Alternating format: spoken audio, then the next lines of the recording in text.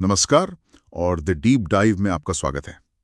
आज हमारे पास जो स्रोत है वो YouTube के एक चैनल भक्ति की शक्ति से है और इसका टाइटल ही एक बहुत बड़ा दावा करता है, सोमवार का ये एक उपाय बदल देगा आपकी किस्मत। तो आज हम इसी दावे की थोड़ी गहराई में जाएंगे और देखेंगे कि सोमवार को भगवान शिव की कृपा पाने के लिए इसमें क्या खास तरीके बताए गए हैं। बिल्कुल। और यहाँ हमारा मकसद सिर्फ इन उपायों को दोहराना नहीं है, बल्कि ये समझना है कि इनके पीछे की मान्यताएं क्या है, हर छोटी बड़ी चीज का जैसे क्या मतलब है, जैसा कि इस वीडियो में समझाया गया है। सही बात है। असल में इन सभी उपायों के केंद्र में एक ही भावना है जिस पर यह चैनल बार बार जोर देता है, सच्ची श्रद्धा।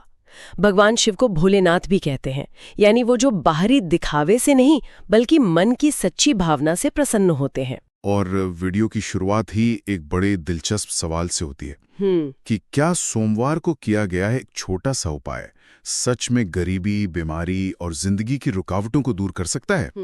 तो चलिए इसी सवाल का जवाब ढूंढते हैं। सोर्स में 5 खास उपाय बताए गए हैं और पहला ही कदम दिन की शुरुआत से जुड़ा है, सुबह का स्नान। हाँ, पर ये कोई आम स्नान नहीं है। वीडियो इस बात पर खास जोर देता है कि ये स्नान ब्रह्म मुहूर्त में होना चाहिए। एक मिनट, ये ब्रह्म मुहूर्त का क्या कॉन्सेप्ट है? कई लोग सुनते हैं पर शायद इसका असली मतलब नहीं जानते हैं। इसमें बस जल्दी उठने की बात है या कुछ और भी है? ये बहुत अच्छा सवाल है। वीडियो में तो इसे बस सूर्योदय से ठीक पहले बताया गया है, पर पारंपरिक रूप से ब्रह्म मुहूर्त सूर्योदय से लगभग 1.5 घंटा पहले का समय होता है। इसे निर्माता का समय या द क्रिएटर्स आवर भी कहते हैं। अच्छा। मान्यता ये है कि इस वक्त ब्रह्मांड में सात्विक ऊर्जा मतलब सकारात्मक और आध्यात्मिक ऊर्जा अपने चरम पर होती है। वातावरण शांत होता है, मन ज्यादा ग्रहणशील होता है। इसलिए इस समय किए गए ध्यान या मंत्र जाप का असर कई गुना बढ़ जाता है। अच्छा, तो ये सिर्फ जल्दी उठने की बात नहीं बल्कि उस खास समय की ऊर्जा का लाभ उठाने की बात है। और सोर्स ये भी कहता है कि नहाते समय मन में ओम नमः शिवाय का जाप करते रहना है। बिल्कुल। और यहीं पर इस उपाय का सार छिपा है। ये सिर्फ शरीर को साफ करना नहीं है, ये मन को भी शुद्ध करने की प्रक्रिया है। जब आप पानी से शरीर धो रहे होते हैं तो साथ ही मंत्र की ध्वनि से मन के विचारों को भी शांत और पवित्र कर रहे होते हैं। तो ये एक साथ शारीरिक और मानसिक शुद्धि है जो आपको आने वाले दिन के लिए आध्यात्मिक रूप से तैयार करती है। ठीक है, तो दिन की शुरुआत हुई शारीरिक और मानसिक शुद्धि से। अब अगला कदम है भगवान से सीधे जुड़ने का। और सोर्स के हिसाब से इसका सबसे सीधा तरीका है शिवलिंग पर जल चढ़ाना। लेकिन इसमें भी एक खासियत है ना? हाँ, यहाँ एक तुई विधि बताई गई है। आपको एक तांबे का लोटा लेना है, उसमें साफ जल भरना है और फिर उसमें थोड़ा सा कच्चा दूध और कुछ काले तिल मिलाने हैं। तांबे का लोटा, दूध और काले तिल, ये खास चीजें ही क्यों? क्या वीडियो में इसका कोई कारण बताया गया है? वीडियो सीधे तौर पर तो नहीं बताता, लेकिन पारंपरिक मान्यताओं को देखें तो हर चीज का एक गहरा प्रतीक है। तांबा हमेशा से ही पवित्र और ऊर्जा का सुचालक धातु माना गया है। अच्छा। दूध को पोषण, पवित्रता और चंद्रमा का प्रतीक माना जाता है और सोमवार का दिन चंद्रमा का ही दिन है। और काले तिल, ज्योतिष में इन्हें अक्सर शनि ग्रह के नकारात्मक प्रभावों को शांत करने के लिए इस्तेमाल किया जाता है, जो जीवन में आने वाली बाधाओं और दुखों का कारक माने जाते हैं। ये तो बहुत दिलचस्प कनेक्शन है। ये सिर्फ चीजों का मिश्रण नहीं है, ये तो एक तरह का प्रतीकात्मक उपाय है जिसमें पवित्रता, पोषण और बाधाओं को दूर करने की प्रार्थना एक साथ अर्पित की जा रही है। और इसे चढ़ाने का भी एक तरीका है। हाँ, वीडियो के अनुसार इस मिश्रण को शिवलिंग पर धीरे धीरे एक पतली धार में चढ़ाना है और लगातार ओम नमः शिवाय का जाप करते रहना है। मान्यता ये बताई गई है कि ऐसा करने से कर्ज, दुख और ग्रह दोषों से मुक्ति मिलती है। ये क्रिया एक सामान्य काम से एक उद्देश्यपूर्ण अनुष्ठान में बदल जाती है, जहां हर तत्व और हर क्रिया का अपना एक अर्थ है। लेकिन यहाँ एक सवाल उठता है जो शायद कई लोगों के मन में आएगा। मैंने सुना है कि आयुर्वेद के हिसाब से तांबे के बर्तन में दूध या दूध से बनी चीजें रखना सही नहीं होता क्योंकि वो प्रतिक्रिया कर सकता है। क्या सोर्स इस पर कुछ कहता है? नहीं, सोर्स इस पर कुछ नहीं कहता। ये एक बहुत ही वाजिब बिंदु है। यहाँ शायद 2 अलग अलग दृष्टिकोण टकरा रहे हैं। एक है पूजा पद्धति का प्रतीकात्मक दृष्टिकोण और दूसरा है स्वास्थ्य और विज्ञान का संभव है कि इस अनुष्ठान में दूध को तांबे के बर्तन में लंबे समय तक रखने की बात नहीं है, बल्कि तुरंत मिलाकर चढ़ाने की बात है, जिससे शायद कोई नकारात्मक प्रभाव न पड़ता हो। यहाँ जोर प्रतीकात्मकता पर ज्यादा है। सही बात है। ये विश्वास और तर्क के बीच का एक दिलचस्प बिंदु है। चलिए अब तीसरे उपाय की तरफ बढ़ते हैं, जो भगवान शिव की सबसे प्रिय चीजों में से एक से जुड़ा है, बेलपत्र। हाँ, और यहाँ भी नियम बहुत साफ है। वीडियो कहता है कि 3 पत्तों वाला पूरा बेलपत्र ही चढ़ाना चाहिए। वो कहीं से भी टूटा फूटा या खंडित नहीं होना चाहिए। और ये 3 पत्ते ही क्यों इतने महत्वपूर्ण हैं? इन 3 पत्तों के कई सिंबॉलिक अर्थ निकाले जाते हैं। कुछ मानते हैं कि ये त्रिदेव ब्रह्मा, विष्णु और महेश का प्रतीक है। कुछ इसे भगवान शिव की 3 आंखों का प्रतीक मानते हैं, भूत, वर्तमान और भविष्य। अच्छा। तो जब आप एक साबुत बेलपत्र चढ़ाते हैं तो आप प्रतीकात्मक रूप से संपूर्ण सृष्टि या संपूर्ण ज्ञान उनके चरणों में अर्पित कर रहे होते हैं। और इसे चढ़ाने का भी एक नियम है। सोर्स कहता है कि इसे उल्टा नहीं रखना चाहिए, यानी पत्ते का चिकना हिस्सा शिवलिंग को छूना चाहिए। और मंत्र भी थोड़ा अलग है, ओम नमः शिवाय नमः। बिल्कुल, ये छोटी छोटी बातें सटीकता और सम्मान को दर्शाती हैं। ये दिखाता है कि आप कितने ध्यान और सम्मान के साथ अपनी भेंट चढ़ा रहे हैं। ये वैसा ही है जैसे आप किसी बहुत सम्मानित व्यक्ति को कोई उपहार देते हैं। आप उसे सबसे अच्छे तरीके से प्रस्तुत करना चाहेंगे। वीडियो का दावा है कि इस तरह से बेलपत्र चढ़ाने से मनोकामनाएं जल्दी पूरी होती हैं।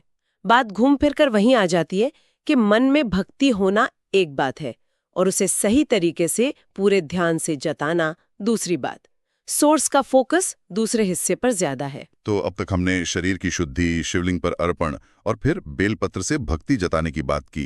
इसके बाद चौथा उपाय आता है, जो पूरी तरह से ध्वनि और ऊर्जा पर केंद्रित है, एक विशेष मंत्र का जाप। हाँ, वीडियो सोमवार के लिए खास मंत्र बताता है, ओम सोमेश्वराय नमः। सोम का एक अर्थ चंद्रमा भी होता है और सोमवार चंद्रमा का दिन है, तो सोमेश्वर का अर्थ हुआ चंद्रमा के देवता, जो शिव का ही एक नाम है। तो ये मंत्र सीधे तौर पर सोमवार और उसके स्वामी से जुड़ा है। और इसके जाप की संख्या भी बताई गई है, कम से कम 108 बार। ये 108 का आंकड़ा ही क्यों? अक्सर पूजा पाठ में यही संख्या क्यों आती है? सोर्स में इसका कारण नहीं है, लेकिन पारंपरिक ज्ञान में 108 को एक बहुत ही पवित्र और ब्रह्मांडीय संख्या माना जाता है। इसके पीछे कई सिद्धांत हैं।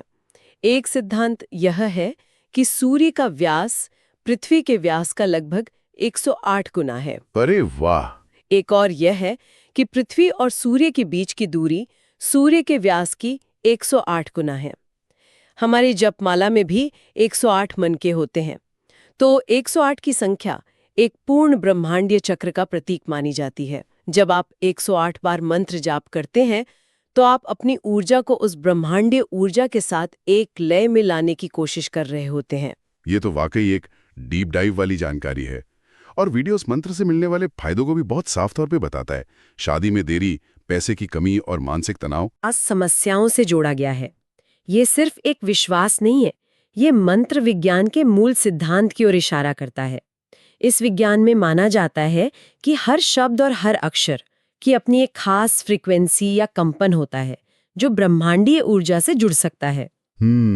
तो इस दृष्टिकोण से सोमेश्वराय नमः सिर्फ एक नाम नहीं, बल्कि चंद्रमा से जुड़ी शांति, शीतलता और समृद्धि की ऊर्जा को आकर्षित करने वाला एक साउंड टूल है, ऐसा इस सोर्स का मानना है। बहुत खूब।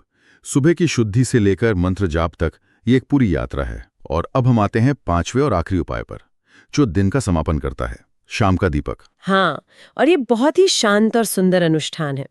वीडियो के मुताबिक सूर्यास्त के बाद भगवान शिव की मूर्ति या तस्वीर के सामने घी का एक दीपक जलाना है और फिर एक बार फिर सच्चे मन से प्रार्थना करनी है।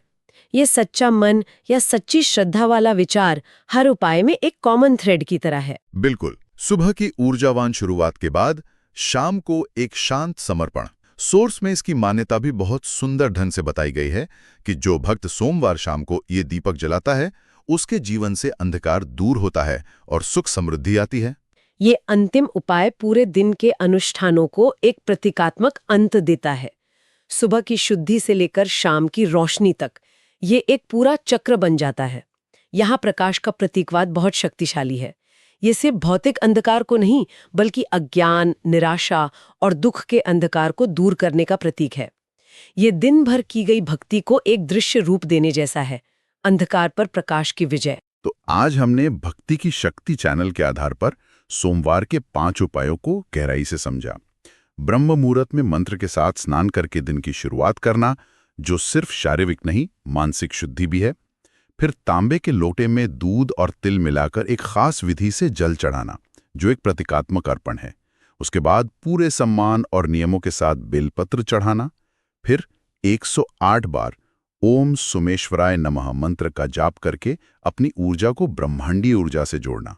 और अंत में शाम को घी का दीपक जलाकर दिन का सकारात्मक समापन करना। और अगर हम पूछें कि इन सब का निचोड़ क्या है, तो इस वीडियो के हिसाब से ये सिर्फ कुछ करने की क्रियाएं नहीं है, ये अपनी श्रद्धा और अपने इरादे को एक रूप देने के तरीके हैं। जैसा कि वीडियो के अंत में कहा गया है, और जो शायद इसका सबसे जरूरी संदेश है, भगवान शिव बहुत भोले हैं, वे सिर्फ सच्ची श्रद्धा देखते हैं। ये एक लाइन इन सारे उपायों का सार है। ये बात सोचने वाली है। अगर वो सिर्फ सच्ची श्रद्धा ही देखते हैं तो फिर इन सब विशिष्ट तरीकों, नियमों और चीजों की क्या जरूरत है? ये एक बेहतरीन सवाल है।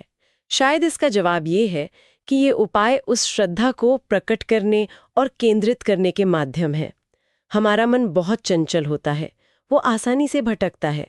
ये अनुष्ठान हमारे मन को एक जगह टिकाने में मदद करते हैं। जब आप सही लोटा चुनते हैं, सही मंत्र बोलते हैं, सही तरीके से बेलपत्र चढ़ाते हैं, तो आप अपनी सारी इंद्रियों को, अपनी दृष्टि, स्पर्श, श्रवण, उस एक काम में लगा देते हैं। इससे आपका ध्यान गहरा होता है और अनुभव ज्यादा शक्तिशाली बन जाता है।